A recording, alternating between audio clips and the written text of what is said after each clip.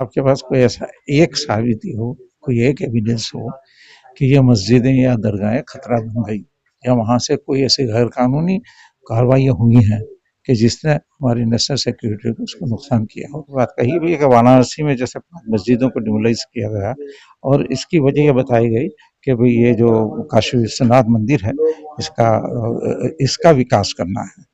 तो एक धार्मिक स्थल का विकास करने के लिए आप दूसरे धार्मिक स्थलों को तोड़ फोड़ देंगे, ये कहाँ का न्याय है, कहाँ का यानी तरीका है, कौन सा कानून है। Hi everyone, this is Arabic, a unique restaurant blending the rich flavors of Arabic, Turkish and Mughlai cuisines. And yes, we are going viral for our kunafas. Soft, creamy, crispy and the best you'll find in Delhi. But that's not all. We also offer premium wedding catering, bringing royal Middle Eastern hospitality to your big day. From grand buffets to live kunafa stations, we create luxurious, unforgettable experiences that your guest will rave about.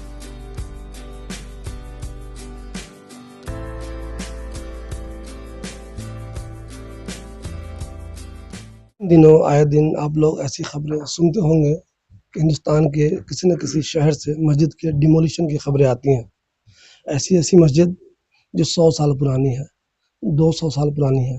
तो आखिर इस मस्जिद को अचानक demolish करने का order क्यों आ जाता है? ये मस्जिद देश की सिक्योरिटी के लिए खतरा कैसे बन गई? ये मस्जिद डेवलपमेंट के लिए रुकावट कैसे बन गई? हमारे साथ शफी मदनी साहब हैं। ये राजस्थान के कई ऐसे इलाकों में गए हैं जहां बहुत सारी मसाजिद को नोटिस दिया गया है कि आपको डिमोलिश कर दिया जाएगा। जो मस्जिद 100 साल पुरानी है, 150 साल पुरानी है, 200 साल पुरानी है, वो आखिर कैसे इलीगल हो गई? उसका डिमोलिशन आखिर क्यों होगा? क्या आपको कहीं कोई साजिश नजर आती है या वाकई में उस मस्जिद की वजह से कहीं न कहीं किसी न किसी काम में रुकावट हो रही है? ऐसा तो नहीं लग रहा है कि मस्जिदों से की वजह से कोई रुकावटें पैदा हुई हों या कोई मस्जिदें थ्रेट बन गई हों। लेकिन ये है कि अब एक एक एजेंडा ही ऐसा बनाया गया है, कहीं विकास के नाम पर, कहीं डेवलपमेंट के नाम पर, कहीं नेशनल सिक्योरिटी के नाम पर ये सारी चीज़ें की जा रही हैं। लेकिन हमारा देखना ये है कि जैसे हमने ये बात कही भी है कि वाराणसी में जैसे 5 मस्जिदों को डिमोलाइज किया गया और इसकी वजह ये बताई गई कि भाई ये जो काशी विश्वनाथ मंदिर है इसका विकास करना है।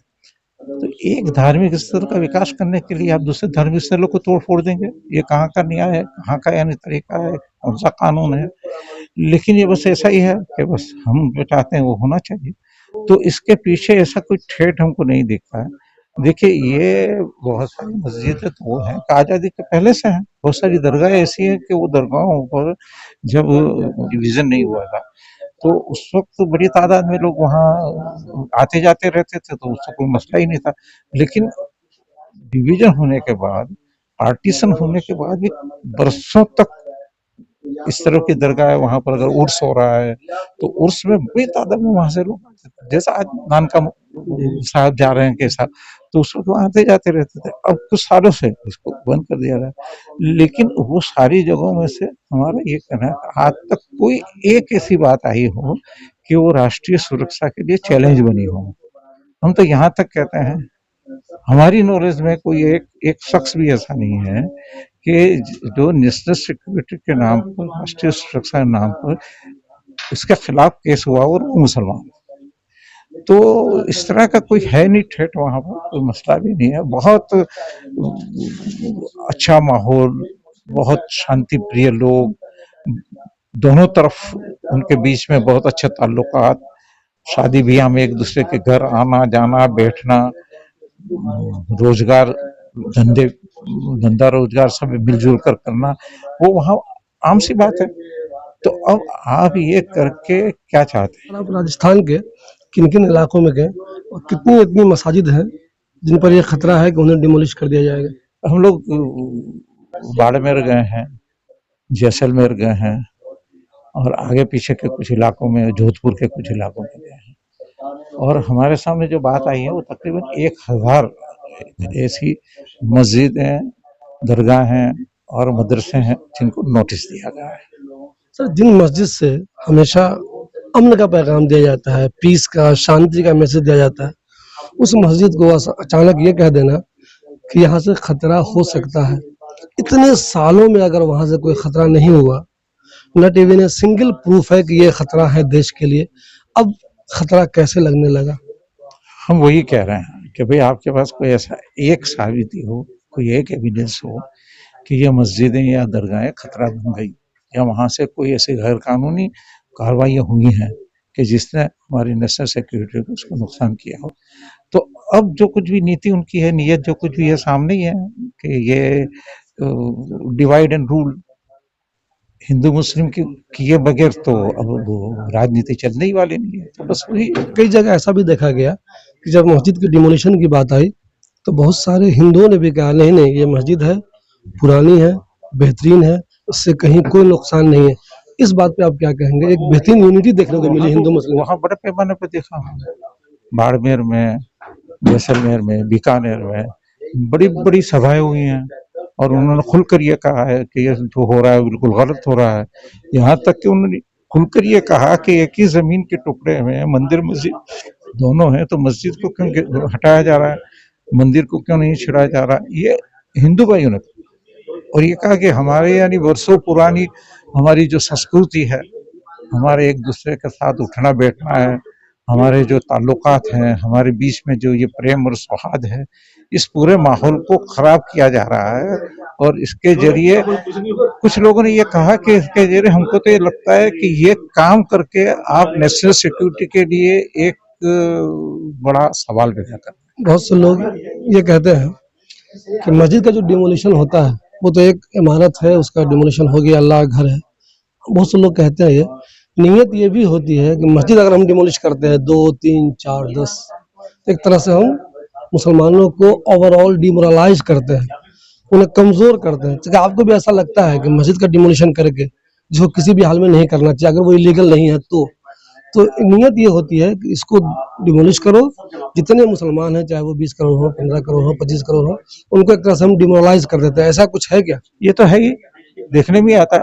अब नेचुरल है कि किसी के भी यानी धार्मिक स्थल को जिसके साथ जिसकी आस्था जुड़ी हुई है उसको अगर नुकसान किया जाएगा तो वो डिमोरलाइज होगा ही।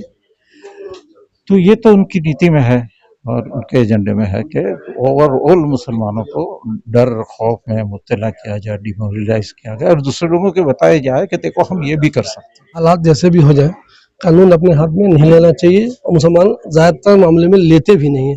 जमात इस्लामी का इस सिलसिले में बहुत बेहतरीन काम है, वो लीगल एक्शन लेती रहती है, लीगल मदद लेती रहती है। इन मसाजिद के ताल्लुक से जमात इस्लामी लीगल क्या प्रोसीजर अपना रही है? हमारी लीगल टीमें काम कर रही हैं, हमारे एफसीआर काम कर रहा है, हमारी भी लीगल टीमें काम कर रही हैं और केसेस को हम आगे ले जा रहे हैं, हाई कोर्ट में केसेस को ले जा रहे हैं। वहाँ भी हमारी परसों भी मीटिंग वो लीगल की और वहाँ पर जो काम हो रहा है तो जमीयत उलमा भी कर रही है, जमात इस्लामी भी कर रही है और इसकी पेशी भी कल हुई है हाई कोर्ट में जोधपुर की। तो और दूसरे इलाकों में भी यानी वाराणसी का मामला हो या गुजरात का मामला हो, हर जगह पर लीगल कार्रवाइयाँ भी हो रही है और वो लड़ाई तो हम लड़ेंगे ही, चाहे सिस्टम कैसे भी हो, लेकिन उसको तो छोड़ना ही नहीं है। लोग कहते हैं, जो शांति प्रिय लोग हैं, जो लीगल प्रोसीजर को फॉलो करते हैं, वो लोग कहते हैं अगर कोई मस्जिद रोड पे बनी हुई है, कोई मस्जिद वाकई में इलीगल है, तो उसका डिमोलिशन तो नो डाउट होना चाहिए। लेकिन देखने में ये आ रहा है कि आप मास लेवल पे 100, 200, 300, 400, 500 का आपने नोटिस दे दिया। मुसलमान को तो जो बोलना है बोल रहा है, जो लीगल कार्रवाई करनी चाहिए वो कर रहा है। लेकिन अपोजिशन की पार्टियां जो मुसलमानों को वोट लेती हैं, अगर वाकई में गलत हो रहा है, जो 200 साल पुरानी मस्जिदें हैं उनको आप डिमोलिश करने की नोटिस दे रहे हैं, तो ये अपोजिशन की पार्टियां हैं जो मुसलमानों के वोट से अपनी अपनी हुकूमतें बनाती हैं, जीतते हैं ये लोग। ये क्या बोल रहे हैं जितना बोलना चाहिए, आपको लग रहा है ये खामोश है? चाहिए, वो कैसे खामोश रह सकती हैं, उनको भी बोलना चाहिए।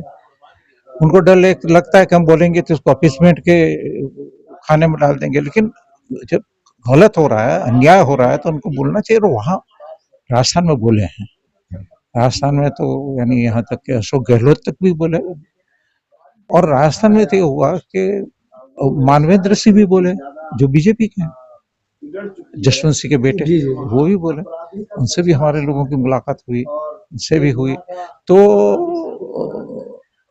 अब इसकी वजह यह है कि पब्लिक में इतना बड़ा वो आक्रोश है, मुसलमानों में नहीं, हिंदू भाइयों में जो आक्रोश है, अब इसके लिए भी अब उनको जरूरत हो गई है। और वहां फिर पॉलिटिकल जो कुछ भी सिचुएशन है, वोटर्स की जो वो है, इसमें पॉलिटिकल पार्टियों को तो ये सब तो जो खुलकर नहीं आती हैं, लेकिन इस बार थोड़ा सा दिख रहा है कि वो खुलकर आ रही है। जो भी मस्जिदें इलीगल हैं, रोड पे बनी हुई हैं, कानून के दायरे में नहीं आती हैं, रूल को फॉलो नहीं करती हैं, उनका डिमोलिशन होना चाहिए। मुसलमान भी इसको मना नहीं करते, लेकिन एक साथ आप 100, 200, 400, 500 मसाजिद को नोटिस दे देते हैं, और ऐसी ऐसी मसाजिद को जो 100 साल पुरानी है, अंग्रेजों के ज़माने से है, बहुत पहले से है, इनका कोई ट्रैक रिकॉर्ड खराब नहीं है, कहीं वो देश की सुरक्षा के लिए खतरा नहीं बनी, फिर इनको आप डिमोलिश करने का नोटिस भला कैसे दे सकते हैं?